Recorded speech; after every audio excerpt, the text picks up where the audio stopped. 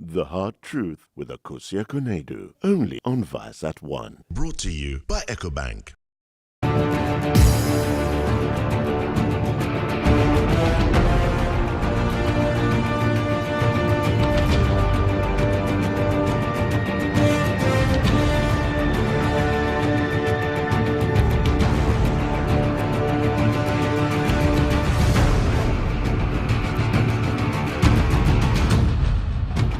The 7th November general election day continues to draw closer, and the various political campaigns are heating up, and there is always the flurry of activities between the two major political parties.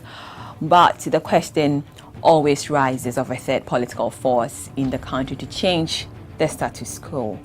The domestication campaign by the Great Consolidated Popular Party was championed by Mr. Lartey of blessed memory, and today his son carries the torch forward. However, has the domestication campaign really caught on the Ghanaians, and can the GCPP really surprise Ghanaians and actually winning the 2016 general election? Tonight on The Hard Truth, we have Dr.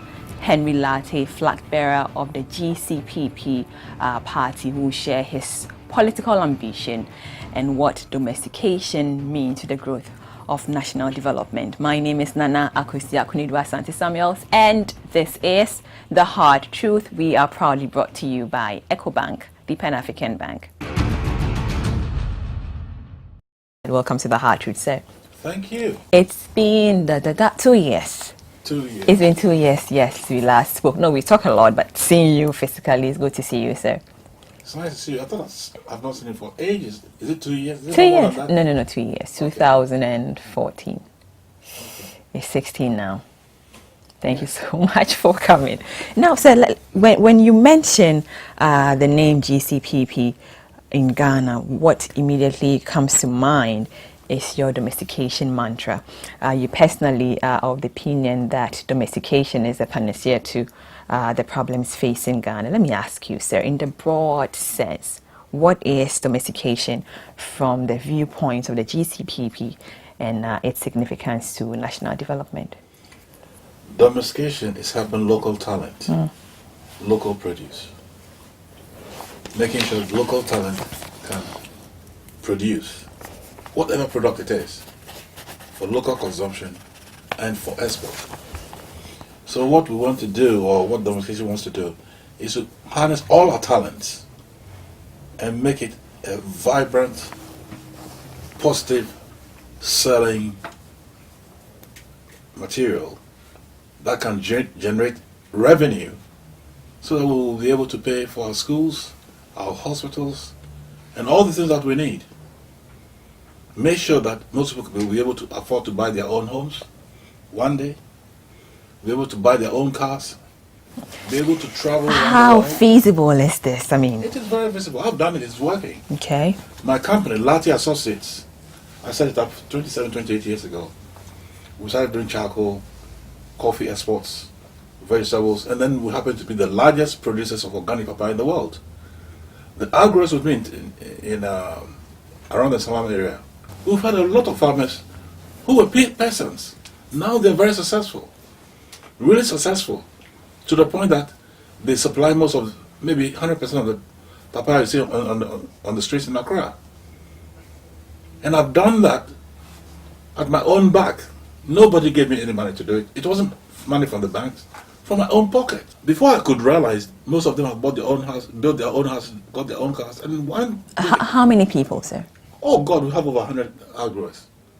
Over 100 outgrowers. 25 million, 100. I can't even get the percentage. 0.000 something. The outgrowers, and they employ over 2,000 workers. Each of them have their own workers. You understand?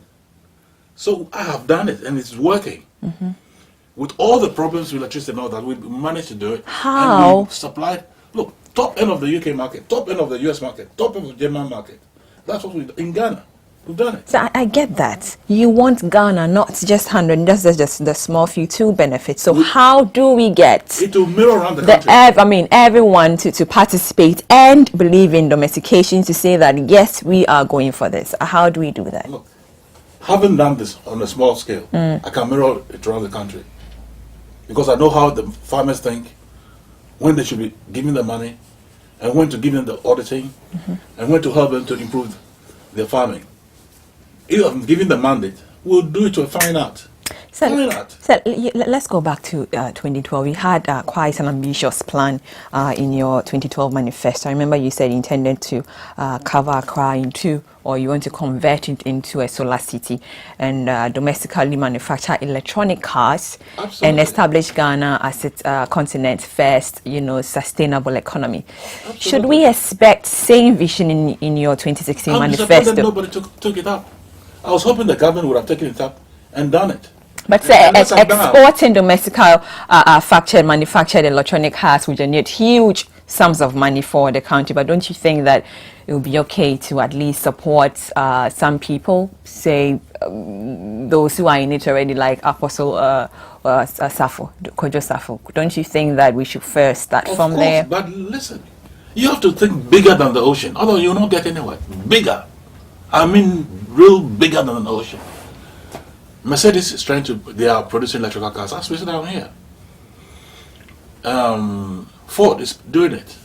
Toyota and all the other cars are doing it. Are we going to sit down and wait for them to produce? But do we have an auto mechanic factory or something here? We don't. It's like we are running before working. Can I say that? Is that the situation? No, please. I'm listening. Take your time. I'm listening. We have to do something that can be done. They've actually done all the work on it.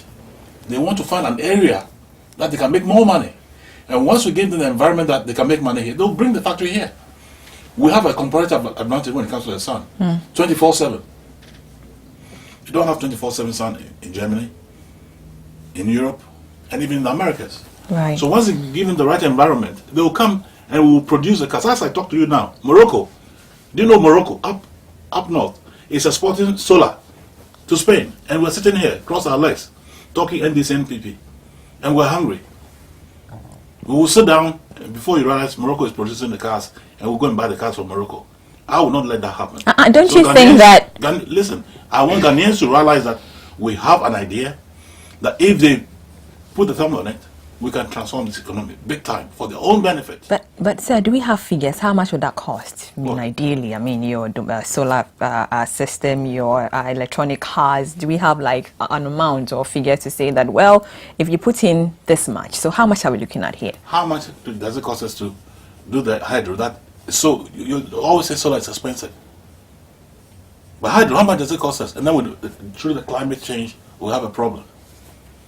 The solar cars will cost a bit more expensive now than the local cars now. But over a period of time, it will become cheaper. The amount I had 4 years ago was 500 million. $500 million. 500 million euros. Euros. There was a company in Germany ready to bring the thing in. We have a comparative advantage now to go into solar in a big way, not this petty thing that they're putting on the top of houses. Do it in a big way and then industrialize. And the way to the future is solar. Henry, so you 2012, you didn't come, yes, you Ghana elected President Mahama. So why didn't you, after that, if you so much want to head Ghana with your brilliant idea, why didn't you say, guys, I have this perfect idea, I think you guys should go back to the drawing board to do this? Did you go back to, say, the government to say, why can't we do that? They have their project. They have their, like you were talking earlier, they have their own manifesto. So they are following it. I can't push them to do anything. No, but if you believe in that so much... What they have done that I'm happy about is two things. Local content in the oil industry, and just recently, the Commandant Sugar Factory. That's brilliant, but we will do 10 times as much what they're doing. In 2015, Sir, Ghana imported goods valued at $14 billion, whilst exporting about 10.1 billion worth of commodities. What policy direction will you implement if you win power to curb the ever-increasing appetite for imported goods? It's always been like that since I came to Ghana in 1988. We always had a 300 million deficit, export against imports. We have to develop our system to produce. The more we produce things here, the less we create jobs on the other side. Because the more you import, it means you're creating jobs elsewhere. But when you produce Ghanaian goods, and we produce and we export, we will earn revenue. It's as simple as it's so simple. I don't know why people can't do it, and they haven't done it. Look, my late Lartey, my father, the late Lartey, he did it with a champion. He was head of government business. They started with Operation Feed Yourself, and it worked like a dream. Dansoman Estate, the hydro at Bong, all the irrigation service in the north, up to now, was built by a champion regime because Lartey got it done. I have the blueprint. I have good experience in Europe as a financial advisor, as a licensed credit broker, and as an international businessman. I can put it into good use and will transform this economy. Trust me. We'll be right back. The Hard Truth with Akosia Konedu, only on Vice at 1. Brought to you by EcoBank.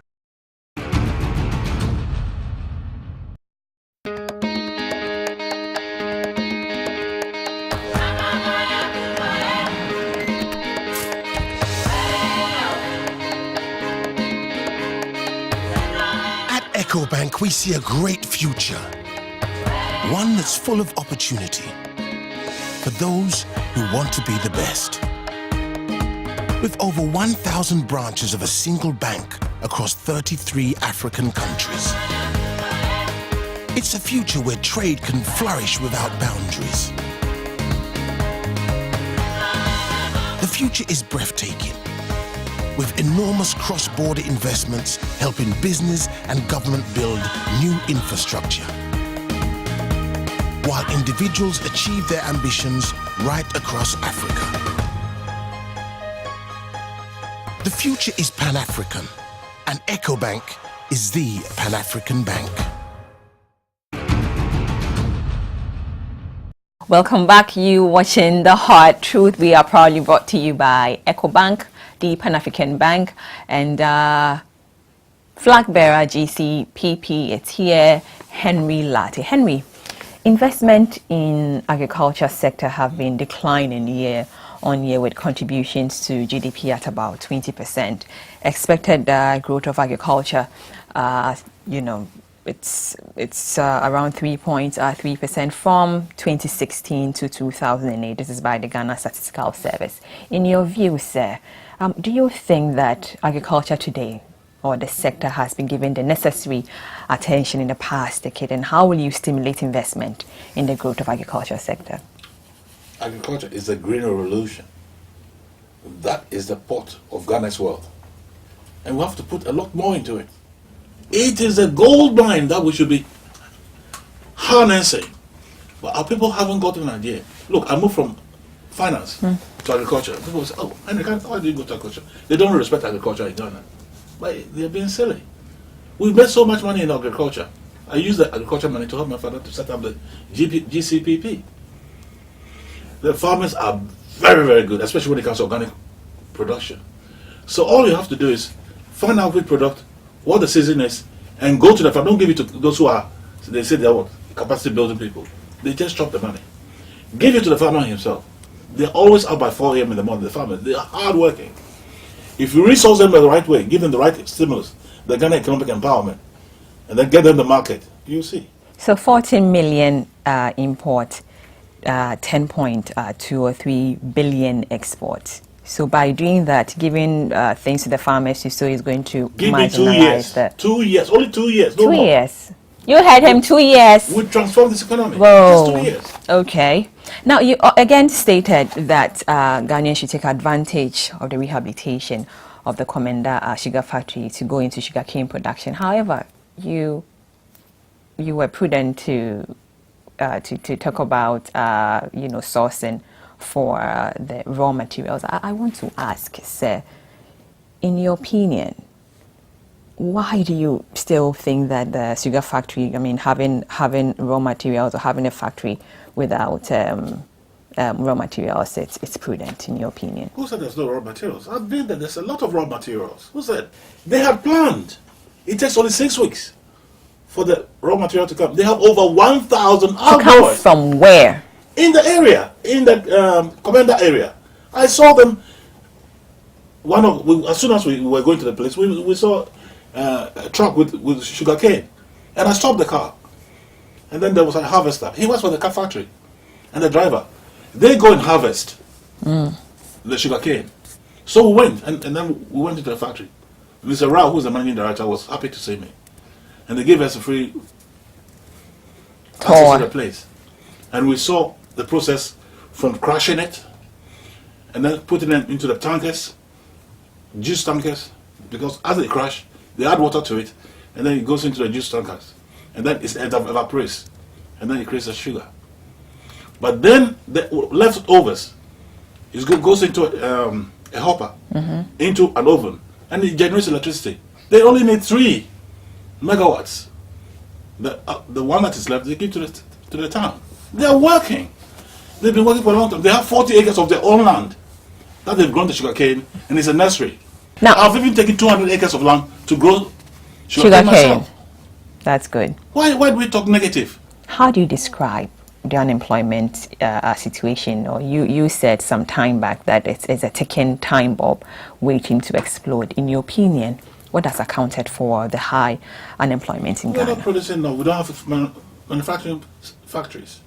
We're not creating new jobs. We're not creating an environment for business to grow. And that is the main problem. If you don't produce, you don't create an environment for private business to take off, or what you're doing does not allow them to take off in a big way, there will be unemployment. And what we need to be doing is domestication. Eat what you grow, grow what you eat. Produce, export.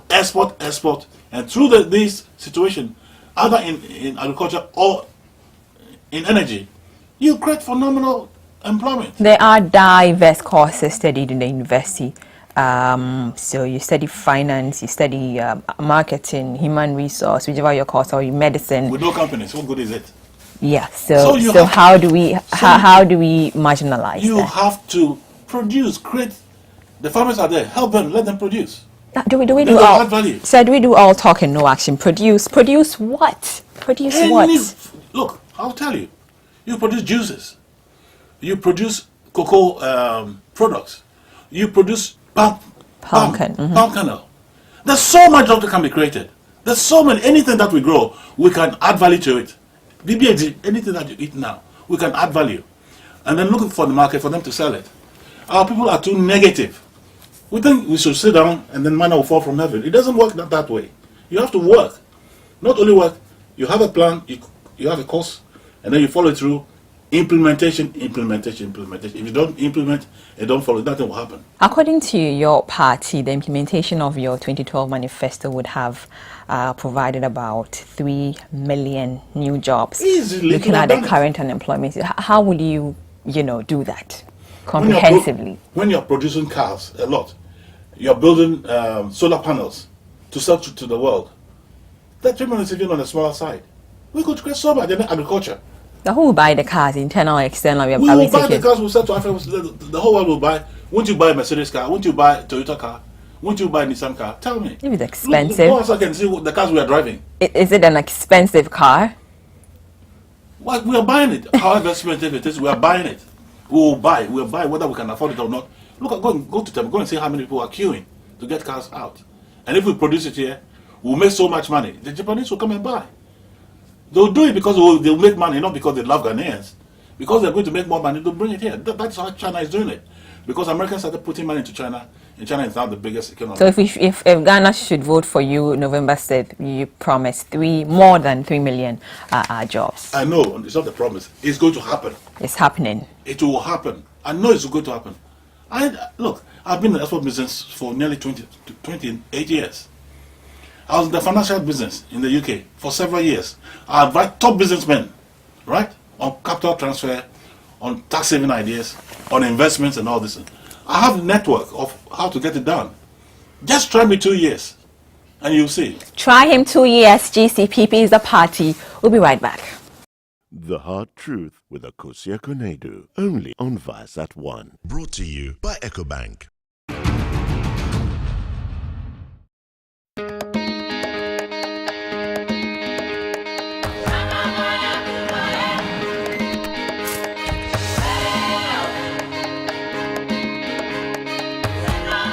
EcoBank, we see a great future, one that's full of opportunity for those who want to be the best. With over 1,000 branches of a single bank across 33 African countries, It's a future where trade can flourish without boundaries. The future is breathtaking, with enormous cross-border investments helping business and government build new infrastructure, while individuals achieve their ambitions right across Africa. The future is Pan-African, and EcoBank is the Pan-African bank. You're still watching The Hard Truth, and we are proudly brought to you by EcoBank, the Pan-African Bank. Flagbearer GCPP, Henry Lartey, it's our guest. Henry, yes. Do you think that the current government has made enough effort in the fight against corruption? What would you say to it? Corruption is a very difficult subject for any country in the world. What we have here is an opposition that is taking advantage of the corruption that is going on to make this country look bad.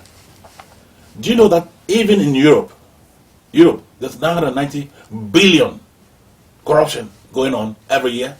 Europe. Don't they take responsibility? You know, listen, in the UK, they have slush funds. They come and corrupt our ministers because they want orders. They give them the money and they do it. Now they are feeling bad. They call the summit. Meanwhile, their situation is worse than ours. But that doesn't mean we should not stop it. If I was president and I catch you, oh, you're dead. I'm asking because the recent brouhaha on President Mahama. If I get you, you are dead. You'll be sacked. And we'll leave it to the courts. They will decide whether you go in for 10 years or 5 years or 1 year. They will decide. And I'll create an environment that people who don't want corruption to go on. Because most Ghanaians are fed up with it. If you go to a small shop, forget about Mahama. If you go to some ministries, they want you to pay before they give you anything you want. Even the normal ministries that you go to, you have to pay your way. Is that correct? And the way to solve that is to earn enough money to pay them so well that they wouldn't want to take money anymore and the system will work. President Mahama was recently mentioning an alleged bribery scandal involving the 2010 Ford Expedition vehicle offered to him by Jabri Kanuzwek Babukanabe contractor. While some opposition parties, sir, and pressure groups claim that the gift was just an indictment of a contract, other government commentators also prefer that the gift cannot constitute bribery. What do you think of this whole thing? I find this story quite ridiculous. Absolutely ridiculous. Why is that? Ghanaians want food. They want good jobs. They want a good environment to thrive. And we're talking about $100,000 present to President Mahama. Are we serious in this country? Hasn't any government, all our presidents from Dr. Kwame Nkrumah to Buzia, through to Ankara, to Liman, to Jerry Rawlings, to Kufuor, haven't they received gifts? What is all this brouhaha? Because you want to win an election, you need to chop somebody's legs? It will not wash. Why do you pin it down to opposition? There is an anti-corruption. Yes, you are in opposition. But if the president calls himself an anti-corruption campaigner, and this then happens, I mean, let's just stop. We are two-faced, too much two-faced in Ghana. Let's be realistic. We are two-faced. We are being realistic. We are being two-faced in this country. What does that mean? Being two-faced is what? Being what? Is it the president who gives the orders? Is it the one who gives the contract? Look at the cars that he's driving. Are they not better than this $100,000 car you're talking about? Why are we making so much noise? And the reason I'm telling you is because of elections. They want to pile a lot of debt on him and it will stick. This will not stick. It will not stick. Ghanaian voters are notable for their recurring voting pattern along parties and tribal lines. Well, with some so much polarization in our parties, do you really see, say, your party or things trending and changing in your favor of the party in 2016? We are on the ground, and it's working like a dream. It's working like a dream. People are not thinking about tribal lines. They're thinking about what they will eat, the good water they will drink, the good farms they can produce to earn them in revenue. One day they should be able to buy their own homes, not the mud huts. They want all that. It transcends NDC, NPP. They want that, so they'll vote the GCPP with the domestication philosophy. And we'll all be smiling. You'll be calling Dr. Henry Lartey, His Excellency. Trust me. Sir, yeah, it's interesting, but I pray it happens. But your party, again, is promising a richer Ghana agenda for Ghanaians. So how different will this be from the current better Ghana agenda? Hey, richer Ghana, you have money in your pocket. You'll be smiling as you walk out of your door. You'll be whistling because things are looking good. That's the Ghana we want. That's the paradise we want. Look, you know I have a business in Germany. I'm listening. And I was invited by the state of Bremen to set up that business years ago. And I have another one in the UK. And when you see me in the UK, I'm fully dressed up, prim and proper. Sometimes you go to a place and there's a television showing, and they show Africa, and I'm in prim and proper, and they look at the black, look at it, and I feel terrible. One day I want this to happen. When I'm back home, I'm not a president anymore, I'm sitting, and they can see my Ghana, prim and proper guys, driving nice cars, smiling, successful. Then I can turn around and Well, how do you define prim and proper? Being in suit and tie and wearing and fancy cars and prim all? and proper, doing the right things. Dress properly, eat properly, learn properly. Doesn't matter. I mean, doesn't matter what you wear. Doesn't matter. I mean, I would want to eat gari every day. I mean, I want Doesn't to eat matter gari. to walk about naked. Does it matter? Well, if walk I naked. want to walk naked. And walk about with tattered clothes. Is that what the life is? Is that what most Ghanaians want? I doubt it. They want to live well. And that's what I want for Ghanaians. And they'll tell you that they want that as well. Henry, what would be the main key areas that you would address in your first 100 days in your office when you come to power, when you win the power in November 7th? Number one is to put the system straight. Corruption, out. If you're caught or it's happened before, you're out. So 100 days to deal with corruption. What else? Number one, corruption. Two, agriculture. Let's finance the agriculture sector properly. Within a short time, look, it takes between 5 and 10 months for any produce to grow. And within a short time, the economy will move. I know it will move because I do it all the time. It will move. We'll add manufacturing. How long does it take to build a manufacturing factory? Maybe 1.5 years? 2 years we are there. Exported at a good level to all the supermarkets in Europe. Now they want our juices. They want our coconut. They want our cocoa. We're sitting on a really good gem and we don't know. And I'll change the contract we have all the gold mines. Go and look at South Africa. Look at how beautiful it is. And look at, go to Obuasi. I went there and I was mad. A gold mine, one of the best gold mines, and poverty. Real poverty. Do you think it's right? It's sad. We should not sit and let this happen. When Achebe was there, Ghana had 51% of the gold mines. Now here we have about 3%. 3%. The gold is not ours. It's going. And we're growing poor. We have to change some of these contracts. People listening to you saying, this guy, I mean, should we really vote for him? Give us 3 reasons why Ghana should go 7 November and say, we are going with GCPP. 3 reasons. Why should we vote for you, sir? They will vote because they want their lives to improve. They will not vote for me to be president. They will vote because they want their lives to be better. Like I said, they want to buy their own homes. They want their jobs to be better. So when we create the good jobs for them, they got good jobs and can earn money and pay school fees and go to the restaurants and go to chop bar and go to the dance and watch concert and be able to do that without having to worry about it, they will vote the GCPP. In case Ghana said, well, we want our duopoly, NDC and PP, who would you support? It's not happening. I'm telling you. In case it happens, It's who would not you happening. support? It's not happening. In case it happens, it's not happening. How sure are you? 100%?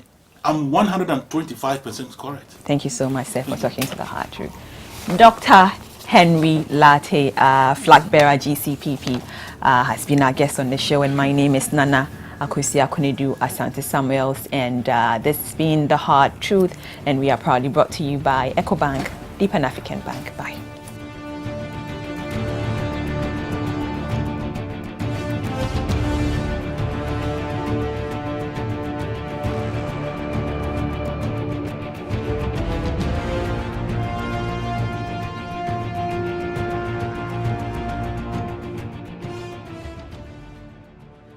The Hard Truth with Akosua-Konadu, only on Vice at 1. Brought to you by EcoBank.